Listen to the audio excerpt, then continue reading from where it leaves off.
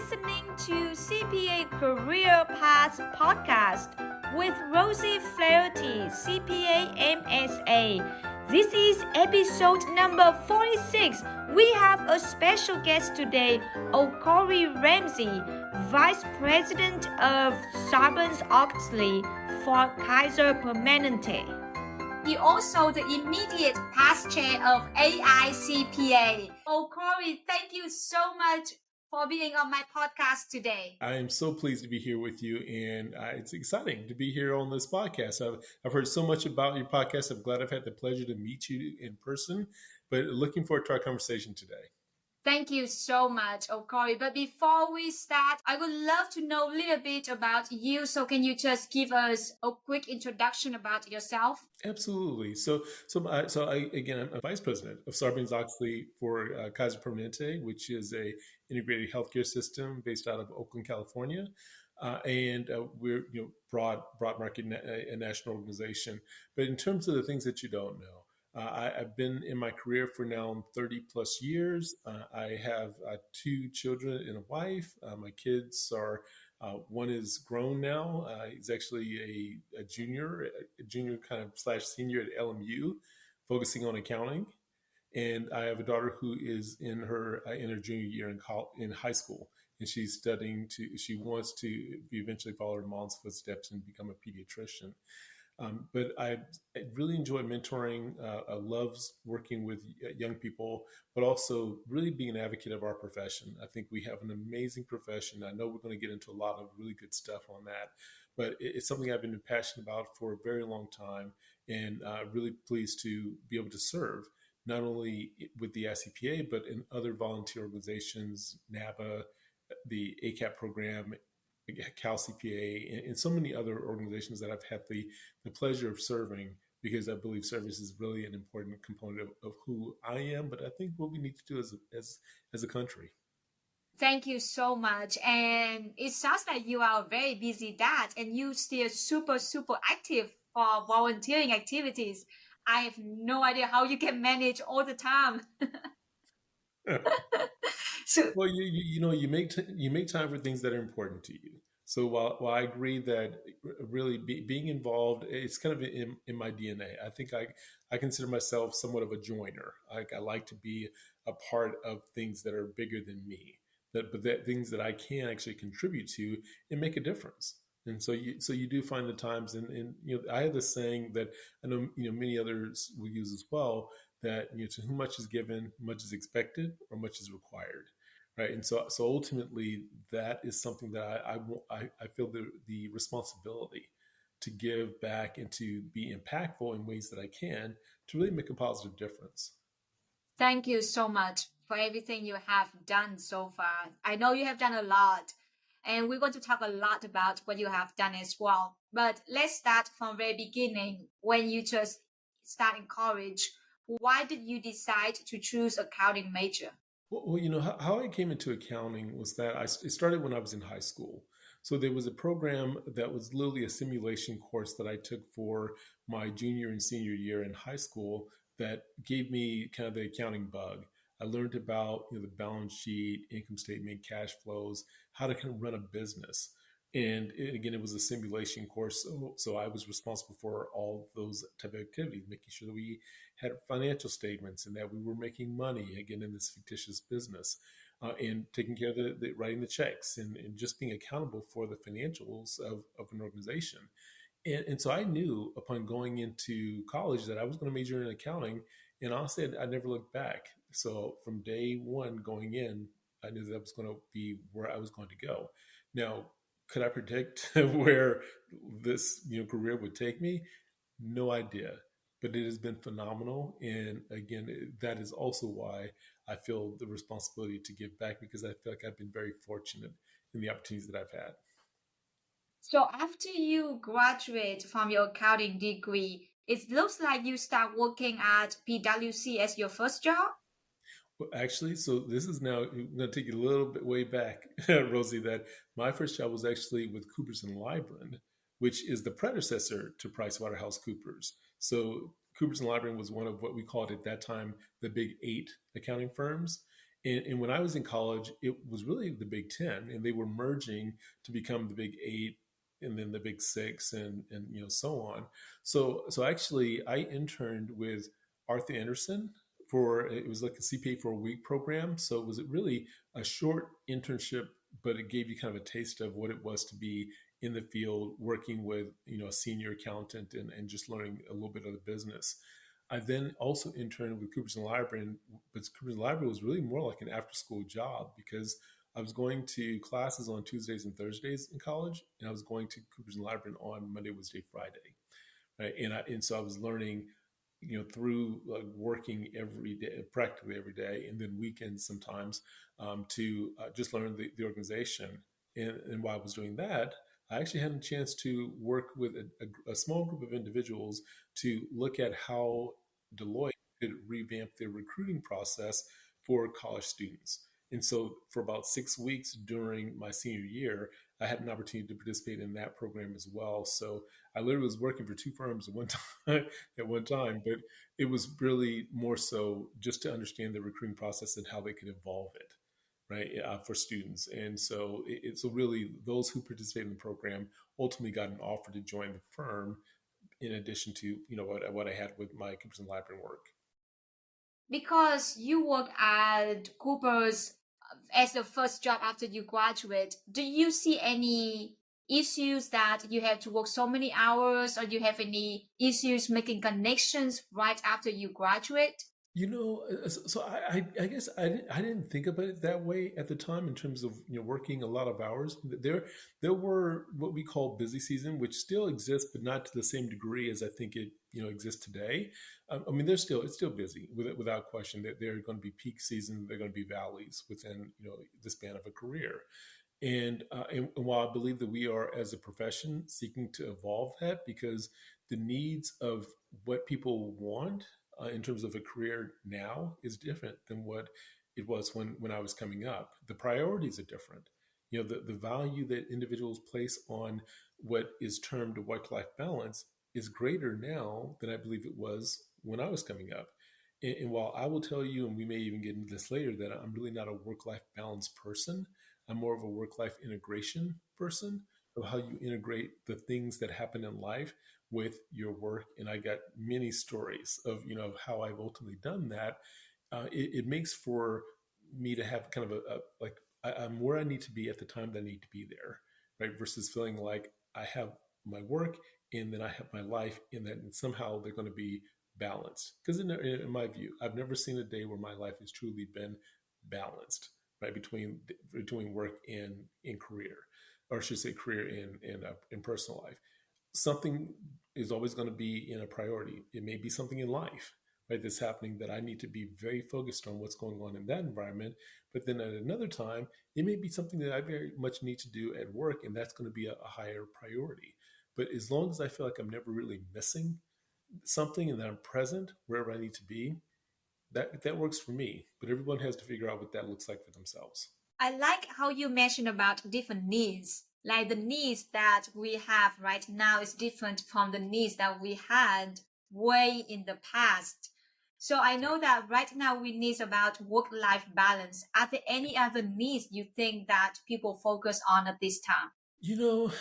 I would say when I think about just specifically around our profession, that having a sense of purpose, in their work, that it's not enough to feel like I've work every day and I make, and when I say every day, just primarily during the week and occasionally, just so that it's very clear. Sometimes there's going to be weekends, but ultimately I work routinely, and I like make a salary, and then I eventually retire. That's not the way that people are thinking today. They definitely want to feel value in that they're making a contribution in their work. And how does that translate into just greater good, right? Or that they've made an impact on an organization, or they've made an impact just somewhere in the world. It could be climate. It could be so many things that's again a high priority. I believe another priority, and this kind of gets to the work we've done with the National Pipeline Advisory Group around what are the things that are that either stand in the way of people entering the profession, or things that they need to kind of have solved for them to feel like this is the right place for them to be. So that could be, the cost of education. It could be, again, the quality and the value that they place in the work that they're able to do. The amount of what the career path looks like, longer term, to have that, like that insight early on versus feeling like I've got to wait until I've spent 10, 15 years in my career before I get kind of the brass ring. Right? We can't, operate in that way. People want to feel a value and a sense of purpose, today, and they don't necessarily, place as much emphasis on I need this great big payday, that may happen down the line. They really want to, have a sense of, like, enjoy life today. And I get that. I completely understand that, and it's something we have to recognize in terms of how we look at the profession and making sure that people who are entering the profession feel the impact and the value of what we do every day. Because you mentioned about the sense of purpose and also education and experience. As you know, that a lot of people they change the career from one career to another career, or they change from private to public, or they change from one position to another position within accounting profession. So they already have some background experience under their belt. But when they move to the new area in the accounting profession, do they have to start from entry level? Do they have to follow the rule of thumbs on you have to work on 2 years in order to be the senior, 3 years to be the manager? Do we still have to follow the timeline for promotion, or we should focus more on the work quality, focus more on the experience to decide if that person should be promoted or not? Right. Well, so thank you for that, Rosie. And I would tell you that a career is nowadays anything but linear, right? So ultimately, you may have to be in a different field, but because of the background and knowledge that you bring, that could very easily accelerate your path if you decide that you now want to be in, say, public accounting. And the flip side is also true when you start out in public accounting and maybe you move into industry, because there are so many opportunities for the different types of work that we can do. Because people typically think audit or tax, right? I mean, that's and they think, big four, or if I did make it into the big four, I failed. Well, there's internal audit, there's SOX, right? There's all types of consulting that you can do. There's financial advisory practices, transactional advisory, due diligence, right? Internal and external audit. I mean, there's so many different places you can go in your career, and the level of expertise that you bring from maybe an industry expertise that can really help you to, further the direction that you might want to go. So I try to make sure that people understand that there's so many options, and don't get locked into just the idea of it's, again, audit or tax, or it's public accounting, or just, private industry. There's government, there's academia. I mean, there's so many places where we need, really smart people to really work within this profession. And so I don't believe that it's you just kind of go, one path up the ladder. But you also have to recognize that sometimes you may have to pivot and do something differently. It may mean taking a step back to take two steps forward, or doing something in an area that, again, that you may not be as comfortable in, but that you have the skill set, because a lot of the things that we do are very, cross functional. They're things that you can, really utilize in a different area than what you may have thought when you initially start working a given place. So when you have experience at Cooper's for 5 years, you move to experienced manager at Arthur Anderson Business Consulting for about 4 years. So what made you make that move in your career? Well, so at the time when I was going from Coopers and Lybrand to Arthur Anderson, I was working in the Chicago office of Coopers and Lybrand, and I knew that I wanted to get back to the Bay Area, but at the same time, we were going through the merger with Price Waterhouse. So it was Coopers and Lybrand and Price Waterhouse were merging to make PwC. And I mean, it was an interesting environment, but it was also, somewhat stressful, honestly, because you have two very different styles of firms coming together. And in my opinion, it was definitely more of an acquisition than a merger, in that PW became more of the I'll say, more dominant presence than Coopers and Lybrand from my vantage point, right? And so I decided that I still enjoyed working in public accounting, but with all the change and it wasn't like it was overnight. It took some time to really get those two organizations to really operate as one, which is not unusual for when two organizations that are of similar size come together, right? But ultimately, I decided I would still want to work in the public accounting arena, but I moved over to Anderson. And when I moved over to Anderson, I was in Chicago, which was the headquarters for the world. Right, so the international firm was headquartered right there in Chicago. And so it was a wonderful time to be there because you saw everything first.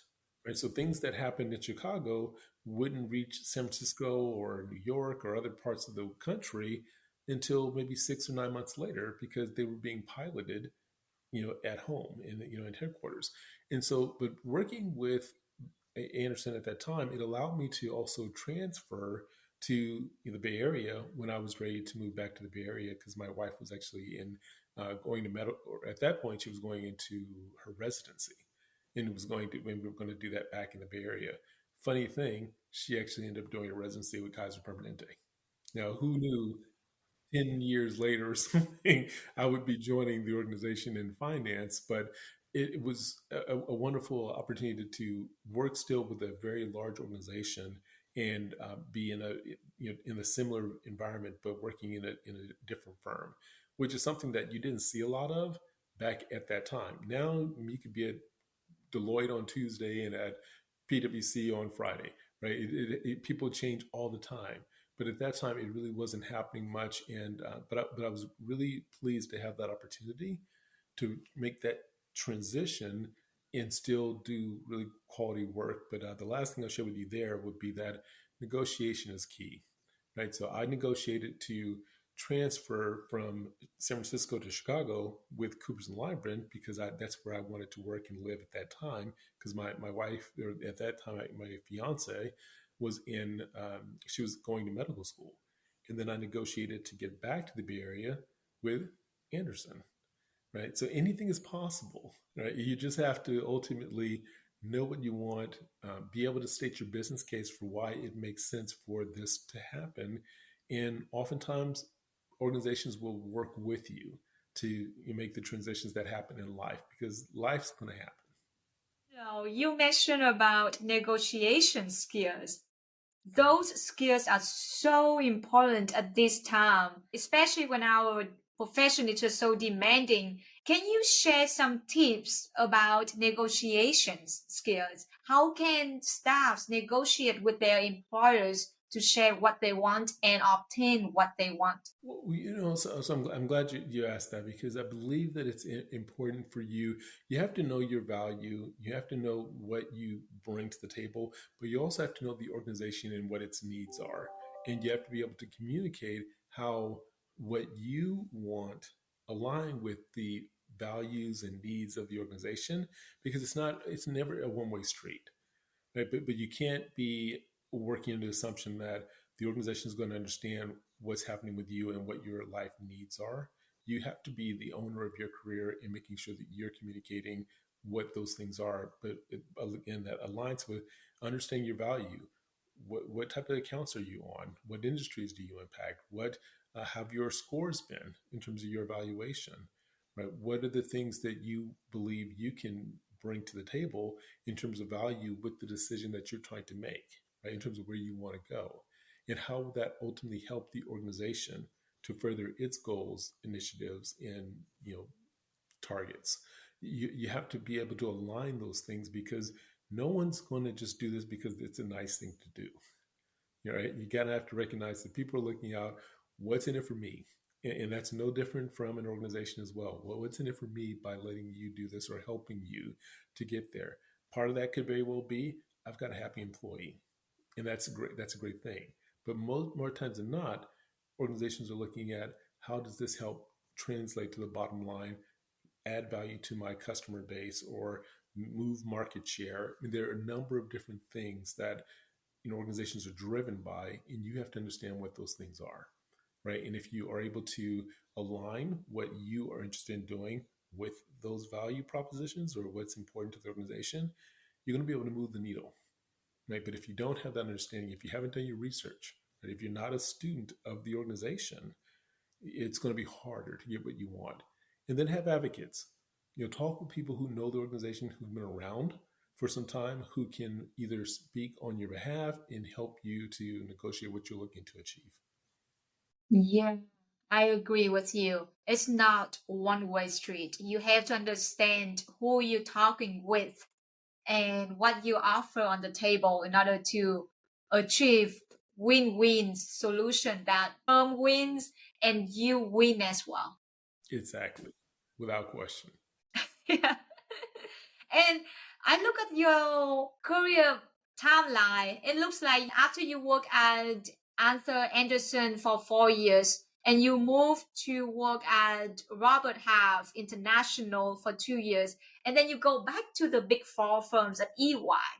So can you just explain that circle? Why?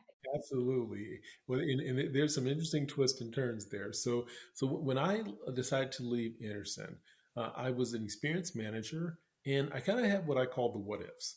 Right? I wasn't sure if I wanted to stay a partner, and I was just kind of in this space of, I like what I'm doing, but at the same time, don't know if that's what I want to do for the rest of my life. And you just start to think about, well, what if I never make a move and I just stay put, and like, where do I go? But I will tell you that making that move was one of the best decisions that I've made. Like, I wouldn't say it was the absolute best, because I think there are other things I've done, that were really great decisions as well. But in this particular case, at that time, the what I did not know what was going on in Texas between Enron and Anderson, in that literally within 6 to 9 months after making that decision to go to Robert Half International, Enron became a significant issue, very public, and unfortunately, two organizations went down in that process. Anderson being the other party, and because of the high integrity that that organization had in the type of business that they were in, that's something that was very, very difficult to recover from. Right? Your brand, your reputation is tarnished based on that experience. And now I believe that somehow the brand is kind of being reestablished, maybe like Anderson Tax and some other, like, elements of people who had been around. But think of all the years that have passed since that time to get to some level of name recognition again, right? But also there's still the bad experience, right, that people still note, from that time. So I left Anderson to go to Robert Half International. I was a senior manager of operational accounting within Robert Half, and I really enjoyed working for the organization. But it was also, for me, in the role that I had, I deemed it kind of a flat organization. There wasn't a lot of places that I could go in the work that I was doing, and I learned that pretty quickly. Now, what I decided to do was I stayed put for 2 years because I wanted to, one, learn the organization. I wanted to be impactful in the organization, but I also knew that this wasn't going to be necessarily the long term play for me. Now, what was interesting is while I was at Robert Half, Anderson's risk consulting business was acquired by Robert Half International. So that became, if you're familiar with the term productivity, Anderson's risk consult business became Protiviti within Robert Half International. And so, yeah, so I had a wonderful experience of being very, very familiar with the Arthur Anderson environment in the Robert Half organization, to where I could help build out what would become their timesheets, their revenue recognition rules, right? So knowing the debits and credits behind, okay, if we do this type of activity, this is what that's going to translate into revenue within the Robert Half organization. And I was responsible for a report. It was called our KPIs, the Key Performance Indicator. It went to the top four leaders of the Protiviti, which was now within the Robert Half organization, as well as the CFO of Robert Half. And this report told us the revenues, operating expenses, gross margin of the organization as they were building out. So this is something that was literally like, call it 15 to 20 offices, across the country that were literally just starting to build out what was going to become, a larger productivity. And so it was wonderful to be a part of building something. Like literally one of the things that actually you might not be able to see it, but behind me, there's actually a little a tombstone that I have from being a part of the build out of productivity. And again, something I'm very proud of in terms of one of the things that I've been able to do, in my career. But that's what kind of moved me from Anderson you know, to Robert Half. Now, what brought me back into public? So knowing that Robert Half was for me somewhat of a flat organization in terms of opportunity of what I thought I could do, I decided to go back into public accounting, after 2 years because again, learned some really good things, had some new skills, experiences that I thought were really valuable, but also I didn't want to be limited by what I thought that environment was going to look like for me. So went back into public, and this time I went on the consulting side. So I was working in internal controls, risk mitigation, any type of compliance related activities in finance. Those were what I was doing in the time that I was going back into EY, and so I stayed there for 5 years. Again, learned a tremendous amount. Was looking at partner ranks, and what I found is that what was really it wasn't so much the idea of what it would be to become a partner that was exciting. It was really about it was the title. So but that was not what I ultimately really wanted, and I learned it through that process of deciding, well, is this really the right place for me? Is this really what I want to do? I ultimately made the move to Kaiser Permanente, and it was amongst, I would say, the best decisions that I made, because not only am I started out as a director, I eventually became an executive, in the organization. So I'm in our finance organization as a vice president, and I've been able to do a lot of really cool things in a very mission-driven organization, which aligns very much with my personal values, and that I've been able to be, impactful in multiple spaces, in addition to being outside within our profession to add value as well. So it's been a great marriage of work, experience, impact in the community, living the mission, and adding value. So and with great teams. So really, really pleased just of how that's come forward. Your journey is just has a lot of, I would say, significant turn when you move from Anderson to Robert Half, and then you went back to public to EY. Is and then you go to Kaiser Permanente. It's very different turns. It's none of those turns are the same. Exactly. And I'll tell you, Rosie, that one of the things about that is it ties into like this. I have these principles of leadership, and one of them is building relationships with a broad group of people, because you never know how those relationships will support you in the different decisions that you might make in terms of a career. And so the fact that with when I decided that I was going to go back into public accounting, that Anderson wasn't existing anymore. Coopers and Lybrand was now PricewaterhouseCoopers. So neither of the firms that I had previously worked for I could in essence go back to, but I had relationships in the other firms. I knew people at KPMG, EY, Deloitte, and I ultimately decided to pick up the phone. I called a person in the I want to say was this individual was a director in the recruiting organization at EY, and I had previously served with this individual on a board, and I told him that I was thinking about coming back into public accounting, and he's like, come on in, right? And we had a great conversation. I met with some additional people, and the next thing I know, I had an offer to join the firm. And so it's the relationships, right, that you build with people that really make a true impact. And it's not about what can you do for me, but the time that you built those relationships, that when there may be a need, or you want to kind of connect some dots, having done some really great work like we did together on that board, that allowed me to leverage that relationship when I was looking for something, because that person had knowledge and background in how I led, right, in the experiences that I had that could be valuable to their organization.